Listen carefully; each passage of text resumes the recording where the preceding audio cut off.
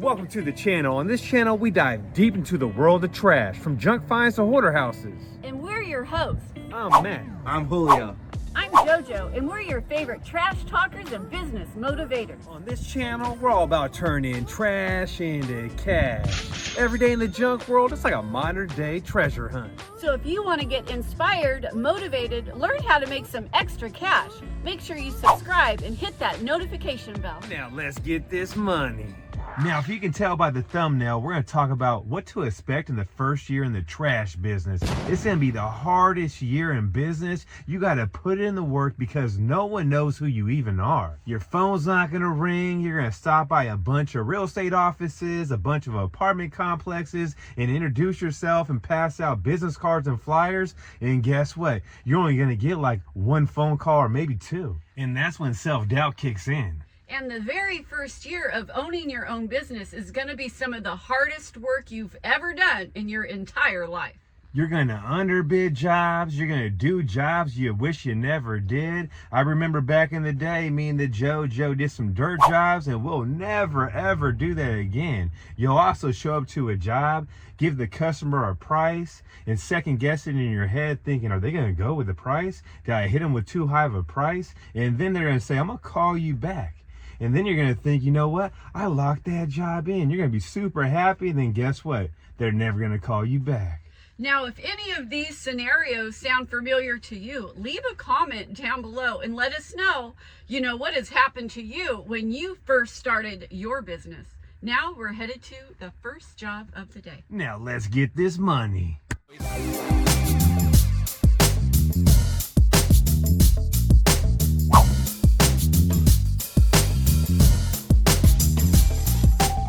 So we are at the first job of the day, and this customer found us on a Google search, and it is a repeat customer that has used us multiple times.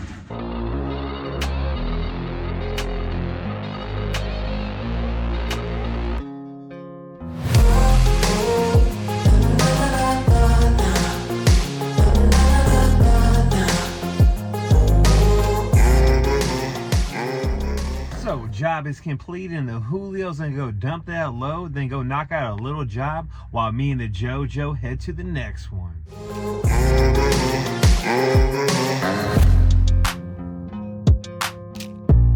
Now, your first year in the trash business, your first job's gonna come from either a family member or a friend.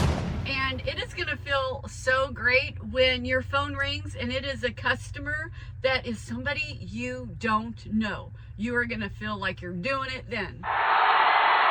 Now, the only person that gets a free job from us is going to be my mother, my father, and my best friend. Now, what's going to happen is when you start your business, people are going to be hitting you up and coming out the cut saying, hey, what's going on? I need a junk job. And they're going to want that discount. Even though you haven't talked to them forever, they're going to want it either for free or for the low. And in business, if they're a real friend, they're going to pay your price. Yeah, they're going to pay your price because, they want to help you succeed in the new business that you have started. So sometimes in junk removal, you could pull up to a job and the job could be way bigger than what you think. Or you could pull up to the job and sometimes it could be a lot smaller than what you guys think.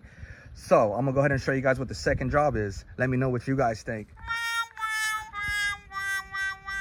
Just those two floaties. I called Matt and I showed him, I'm like, man, is that all there really is just these two floaties? And he starts laughing and he's like, yeah, that's the job. And I'm like, are you serious? Are you sure? Because I don't want to leave and then find out that there's more stuff either upstairs or more things in the garage. And he's like, no, that's the job. I started cracking up because I was like, that's it? That's the second job? Well, that is the second job of the day, guys. Just two floaties. So we are at our next job of the day, and this person found us on Facebook, and she has a few pieces of furniture.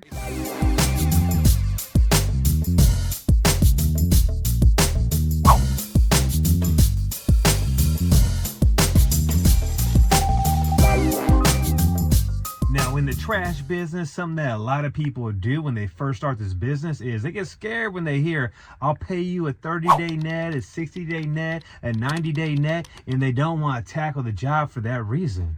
And often your big companies, that's how they pay. You know, they do a 30-day net or a 60-day net, a 90-day net, and that's just how it's going to be. So when you first start, you just have to take that leap of faith that you are going to get paid. And trust me, you will get paid, especially with these bigger companies. That's how they do it.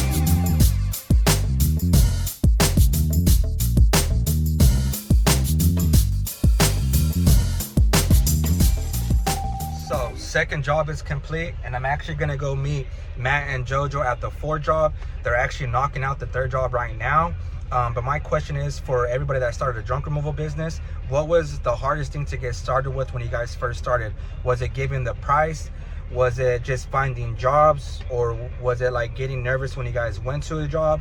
To be honest with you guys, mine was giving prices. There's sometimes I'll show up to a job and I'll call Matt right away and be like, show him the job and be like, what do you think about the price here? And he'll be like, hey, go with your gut feeling and make sure when you give the price, feel confident. And once you start doing that and you go to jobs after a while by yourself and you start learning how to do that, you'll gain so much more confidence, and then the process will be so much easier after that, because you go to a job and be like, oh, this is a half load and this is going to be the price. Because sometimes when you show up to a job, some customers might be like, oh, it's too high of a price. Sometimes they might be like, oh, I can do it on my own. Not every customer is your customer. Some customers are going to go with the price and some are not going to go with the price. So my thing is to you guys, just feel comfortable when you guys go give a price, and don't get nervous, even though sometimes it might be a little nerve-wracking at first, because you're like, am I going to land it? Am I not? Just feel confident in what you give your prices, and just don't lowball yourself, because in order to make money, you can't lowball yourself, because not every customer is your customer, like I'm saying. So that's just my advice to you guys.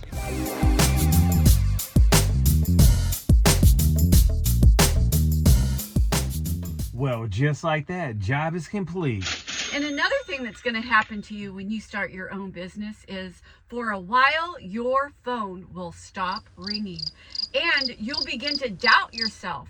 And you'll start to wonder, did I even make the right decision when starting my own business? So check it out. It's all about how hard you're going to hustle. You got to put in the work. And a lot of people, what they do wrong is they give up on themselves too early. It's a full-time grind, 24/7 running a business. And you really have to put in the work by doing all sorts of things to get your name out there and get your brand out there. Because remember, in the first year, no one knows who you are. And if you guys like these tips, make sure you hit that like and subscribe.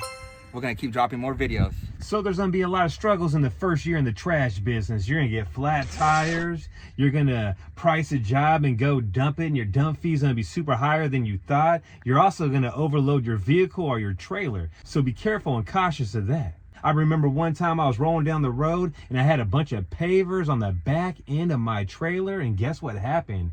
I started fishtailing down the freeway and I had to slow down. I almost totaled the trailer in my vehicle. I was so lucky, but you'll learn what to do and what not to do. And guess what I learned? I'm never loading a bunch of weight on the back end of my trailer ever again. Just know, being a rookie, you're gonna make rookie mistakes. Now we're heading to the next one.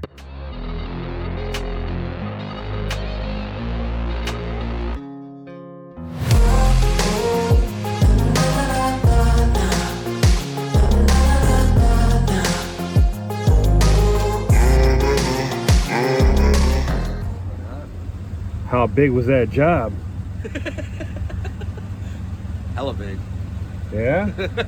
We're getting money today. Two little floaties. 2 little floaties? I think you hold the record for the smallest job in the world. You can take a look at it. I'm gonna take a look at it right now. Let's take a look how big this job really was. Holy shit, you do hold the world record of the smallest job in the junk removal world. Check that out. Oh my gosh. So our next stop of the day is an estimate. A lady has some stuff in the garage and we're gonna have a look at it. Now just remember, in the trash business, you're not gonna land every single job. It's just part of the game. So now we're heading to the next one and we're taking you guys with us.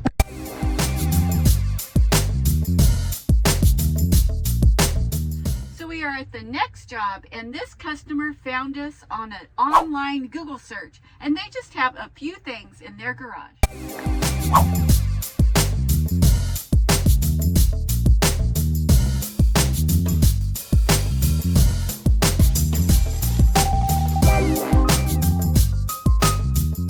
Now, one thing that's going to happen in the trash business when you first start out is you're going to show up to a job and it's going to be so big, you're going to be overwhelmed. But one thing you want to do is just stay cool, stay calm, and just figure it out. I remember back in the day, me and the Joe showed up in Cloverdale, and it was a huge job. And I was like, holy shit, I'm not sure if we can tackle this with just a truck and the trailer. And she was like, Matt, we got this. That was a very hard job. It was our biggest job, but you know what? Where there's a will, there's a way. And sometimes you just got to get in there and start and just get it done. And you'll be so much more confident after tackling your very first big job. And if you just got a truck, you can always go to U-Haul and rent a box truck or rent some dumpsters and get the job done. You got to figure it out sometimes. So don't get overwhelmed. Trust me, you can do it. And if you need some help, what I used to do back in the day is have about 5 to 10 people on speed dial that I can call all the time. And that's how you can get jobs done when it's a 2-person job. Just keep family members and friends on speed dial and pay them good. Another thing to be aware of is when you first start your business, you are going to get so many scam phone calls. So be aware of that. And I get like 20 or 30 a day, every single day. As soon as possible before this offer expires, you can reach me directly at 1. Now, thank God it's Friday and the Julio is heading to another job to knock it out. Then he'll be on call for the rest of the day. Now, let's talk some more trash. So one thing you're probably going to do wrong your first year in business is you won't keep track of your expenses and your write-offs. And what will happen is at the end of the year, you might find yourself owing money in taxes. So I would have to say taxes is one of the things that a lot of people don't do right their first year in business. Now, if there's something that you struggled with in your first year in business and we did not mention it, leave it in a comment down below. And trust me, the first year paying taxes, you're gonna be so scared. But don't worry, just put about 30 to 25% away and you'll be good. Now, if you like this video, make sure you smash that like button and we'll catch you on the next one.